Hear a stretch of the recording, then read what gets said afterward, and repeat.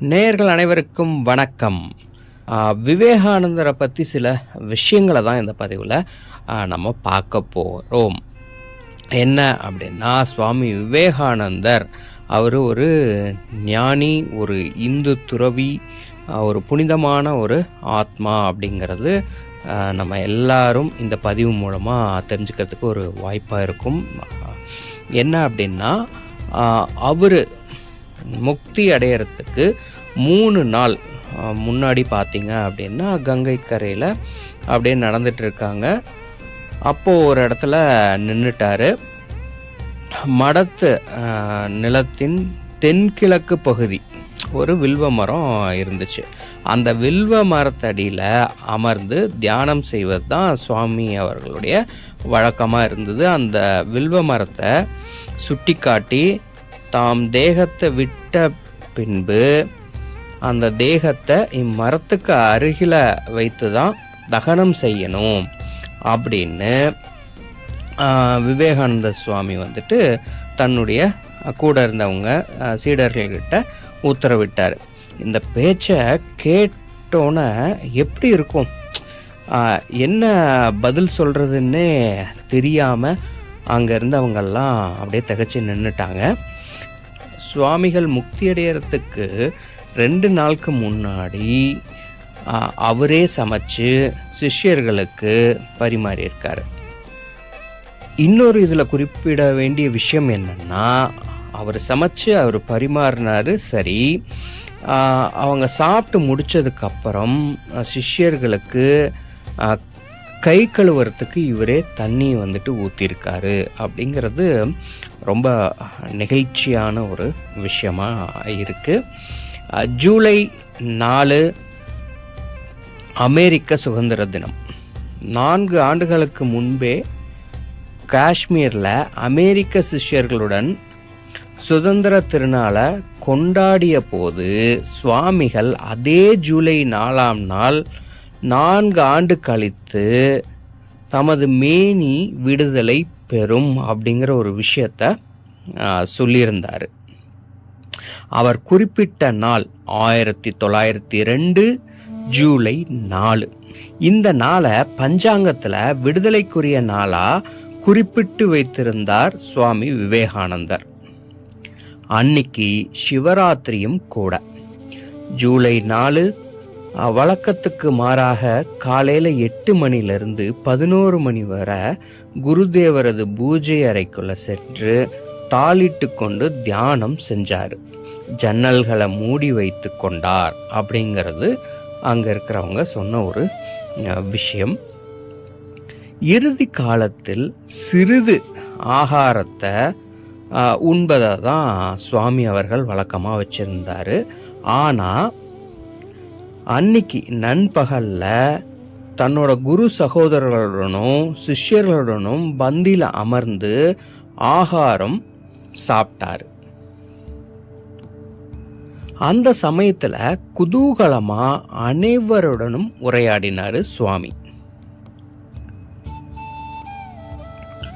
பந்தியில் இருந்தவங்க எல்லாத்துக்கும் பரமானந்தத்தை ஊட்டினார். நண்பகல் ஆகாரத்துக்கு அப்புறமா சிஷ்யர்களை ஒன்று திரட்டி வைத்துக்கொண்டு 3 மணி நேரம் சமஸ்கிருத இலக்கணத்தை பற்றி சுவாமிகள் பாடம் நடத்த ஆரம்பிச்சாராம்.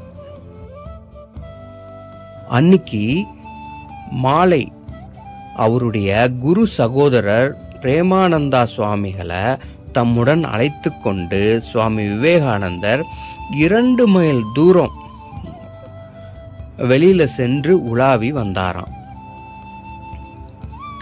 மடத்துக்கு திரும்பி வந்த சுவாமிகள் கங்கை கரையோரம் அமர்ந்து அனைவருடனும் ஆனந்தமா உரையாடி இருக்காரு. சந்தியா வேளை வந்தது. குருதேவர் ஆலயத்துல ஆராதனைக்கான மணி அடிக்கப்பட்டது. எல்லாரையும் அதுல கலந்து கொள்ளும்படி கேட்டுக்கிட்டாரு. சுவாமி தனியா தியானம் செய்ய தமது அறைக்கு பிரம்மச்சாரி ஒருவருடன் சென்றிருக்காரு. அறையில ஆசனம் விரித்து கிழக்கு முகமா கங்கையை நோக்கி அமர்ந்து சுவாமிகள் தியானத்துல ஈடுபட்டார். சுமார் 8 மணிக்கு அந்த பிரம்மச்சாரிய பக்கத்துல கூப்பிட்டு தன்னோட தலைக்கு மேல விசிறி வீசும்படி கேட்டுக்கிட்டாராம். பிறகு தியானம் செய்து கொண்டு வாயிலில் காத்திரு அப்படின்னு சுவாமிகள் அந்த பிரம்மச்சாரி கிட்ட சொல்லியிருக்காரு.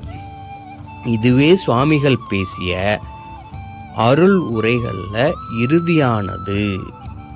இரவு 9:10 சுவாமிகள் அகண்ட சக்தி தியானத்துல நிர்விகல்ப சமாதி எய்திட்டாரு. சாய்ந்து கிடந்த சரீரத்துக்கு என்னென்னவோ சிகிச்சை முறைகளை டாக்டர்கள் மற்றவர்களும் கையாண்டு பார்த்தாங்க.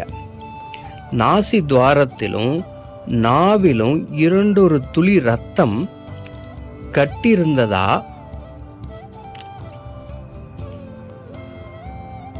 நாசி துவாரத்திலும் நாவிலும் 2 துளி ரத்தம் கட்டியிருந்ததா சொல்லப்படுது.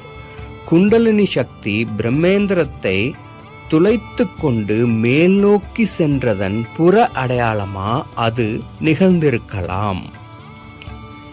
இதை பற்றிய செய்தி தந்தி வாயிலாக உலகில் பல இடங்களுக்கு பறந்தது. செய்தியை கேட்டோன்ன காலையில கல்கத்தா வந்து நிறைய மக்கள் கூடினர். ஒரு கட்டிலில் வைக்கப்பட்டிருந்த திருமேனியை ஆயிரக்கணக்கானோர் தரிசித்து வணங்கினர். அன்னைக்கு மாலை கங்கை கரையோரம் வில்வ மரத்தடியில் சுவாமியுடைய மேனிய அக்னி பகவானுக்கு அர்ப்பணம் செஞ்சாங்க. நான் விரைவில் உடலை உதிர்த்துவிட்டு உருமற்ற ஓசையாக இலகுவேன். I shall be a voice without form என சுவாமி சில நாளைக்கு முன்பு பகிர்ந்திருந்தார். ஆக தன்னுடைய உயிர் எப்போ அந்த தேகத்திலிருந்து போகும் அப்படிங்கிறத சுவாமி ரொம்ப நல்லா தெரிஞ்சு வச்சிருந்தது இந்த பதிவு மூலமா நமக்கு தெரிய வருது.